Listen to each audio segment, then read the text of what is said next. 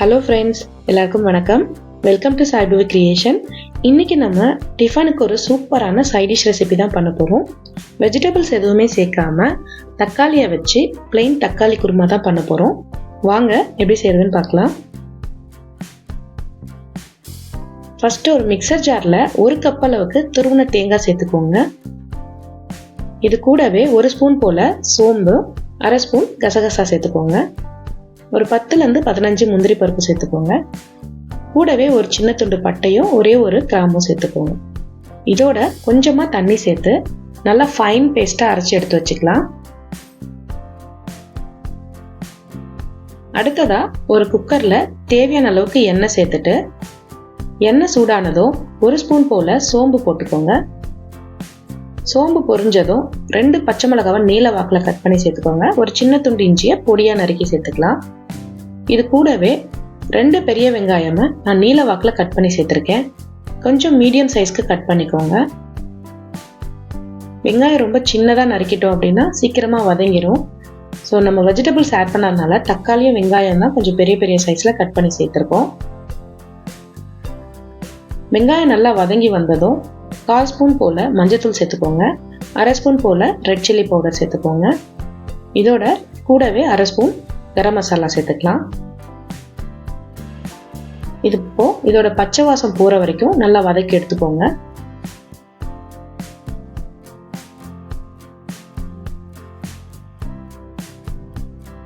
வெங்காயம் மசாலா எல்லாம் நல்லா வதக்கி வந்ததும் கூடவே ஒரு 3 தக்காளியை மீடியம் சைஸில் கட் பண்ணி சேர்த்துக்கோங்க. சேர்த்துட்டு நல்லா வதக்கி விட்டுக்கோங்க. தக்காளியை ரொம்ப மசிச்சு வதக்கிடக்கூடாது, லேசாக வதக்கி விட்டால் போதும். இப்போ இது கூடவே 1 கொத்து கருவேப்பிலையும் தேவையான அளவுக்கு உப்பும் சேர்த்துக்கலாம். இதோட நம்ம அரைச்சி வச்சிருக்க தேங்காய் பேஸ்ட்டும் சேர்த்துப்போம்.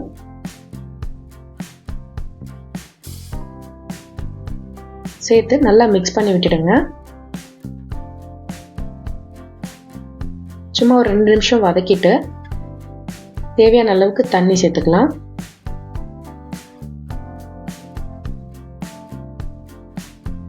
ரெண்டு கப் அளவுக்கு தண்ணி சேர்த்துருக்கேன்.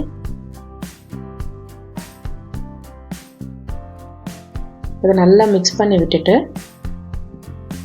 குக்கரை மூடி போட்டு மூடிடுவோம்.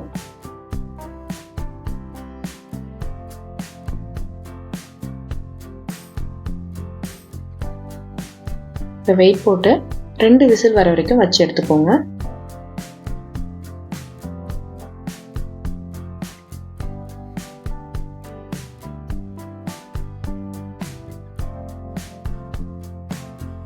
குக்கரோட ப்ரெஷர் கம்ப்ளீட்டாக இறங்கினதும் வெயிட் ரிமூவ் பண்ணிடலாம்.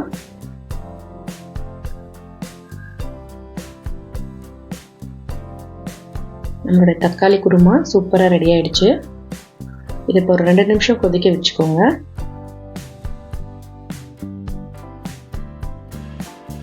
இந்த ஸ்டேஜில் உப்பு சரி பார்த்துக்கோங்க. உப்பு தேவைப்பட்டால் அடிஷ்னலாக உப்பு சேர்த்துக்கலாம். ஒரு 2 நிமிஷம் கொதிச்சதுக்கப்புறம் ஃபைனலாக கொத்தமல்லி இலைகளை தூவி ஸ்டவ் ஆஃப் பண்ணிடுங்க. சூப்பரான டேஸ்டியான தக்காளி குருமா ரெடி ஆயிடுச்சு.